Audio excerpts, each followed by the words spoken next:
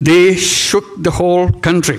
জাতিসংঘের সাধারণ পরিষদের অধিবেশনের ফাঁকে Clinton global initiative leaders stage শীর্ষক এক অনুষ্ঠানেও স্বৈরাচারের বিরুদ্ধে কিভাবে ছাত্র জনতা সাহস নিয়ে বুক পেতে দাঁড়িয়েছে সেই ঘটনা পুরো বিশ্বের কাছে তুলে ধরেছেন অন্তর্বর্তী সরকারের প্রধান উপদেষ্টা অধ্যাপক ড. মোহাম্মদ ইউনূস। বক্তব্যের শেষ দিকে তার বিশেষ সহকারী মাহফুজ সহ মোট ৩ জনকে স্টেজে ডেকে এনে আন্দোলনে তাদের ভূমিকা প্রকাশ করেন তিনি। তাদের মধ্যে একজনকে নিয়ে বিতর্ক উঠায় গণ অভ্যুত্থানে সেই তৃতীয় ব্যক্তির ভূমিকা ও নিজেদের অবস্থান তুলে ধরেছেন প্রধান উপদেষ্টার বিশেষ সহকারী মাহফুজ আলম।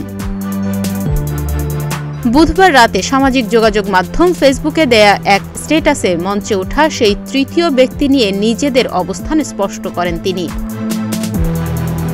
পোস্টে মাহফুজ লেখেন, সিজিআই ইভেন্টের লোকটি একজন অনুপ্রবেশকারী এবং একজন অসৎ ব্যক্তি ছিল। তার অনুপ্রবেশ নাশকতার অংশ।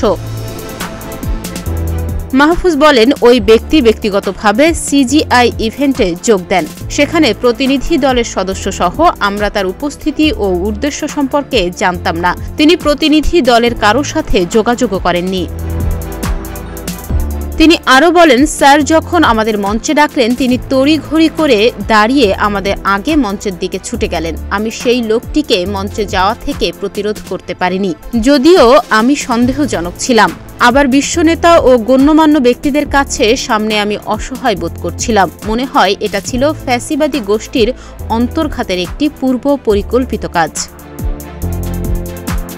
আন্দোলন ও গণঅভ্যুত্থানের নেতৃবৃন্দ, সমন্বয়কারী ও সহযোদ্ধাদের কাছে আমি ক্ষমাপ্রার্থী। আমরা তার অনুপ্রবেশ রোধ করতে পারিনি। প্রধান উপদেষ্টার বিশেষ সহকারী বলেন, আমরা আগামী দিনে গণঅভ্যুত্থানের প্রতিনিধিত্বের বিষয়ে অত্যন্ত সতর্ক থাকব এবং এই অনুপ্রবেশকারীদের এবং অন্যান্যদের জবাবদিহি করব। এদিকে ড. ইউনূসের সঙ্গে মঞ্চে ওঠা ওই ব্যক্তির নাম জাহিন রোহান রাজিন বলে সামাজিক যোগাযোগ মাধ্যমে বেশ কয়েকজন নিশ্চিত করেছেন। তার সঙ্গে আওয়ামী লীগের স্থানীয় সরকার মন্ত্রী তাজুল ইসলামের ছবিও পাওয়া গেছে। ডেস্ক রিপোর্ট, প্রতিদিনের বাংলাদেশ।